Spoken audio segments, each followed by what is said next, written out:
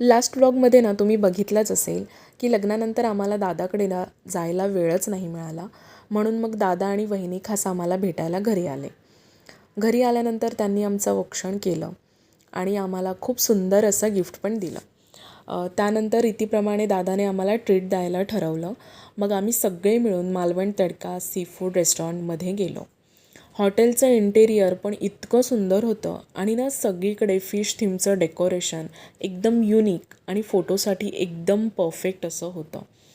हॉटेलमध्ये पोहोचल्यावर आधी थोड्या गप्पा मारल्या आणि मग हसत खेळत आम्ही मेन्यू पाहायला सुरुवात केली मसाला पापडने आणि मग स्टार्टरमध्ये बोंबील फ्राय, सुरमई फ्राय आणि पापलेट फ्राय घेतलं. खुश फिश नाही खात त्यामुळे त्याच्यासाठी ना चिकन आणि कोंबडी वडे पण घेतले. आणि मग सुरू झाला आमचा मस्त असा खाण्याचा धमाल कार्यक्रम. त्या बोंबील फ्रायचा क्रिस्पी टेस्ट इतका झकास होता आणि सुरमई आणि पापलेट इतके फ्रेश होते की प्रत्येक घास मजा देत होता. चिकन आणि कोंबडी वडे पण खूपच टेस्टी लागले. सगळ्यांनी ना आपापल्या प्लेट्स एकदम क्लीन केल्या. इतकं भारी जेवण होतं.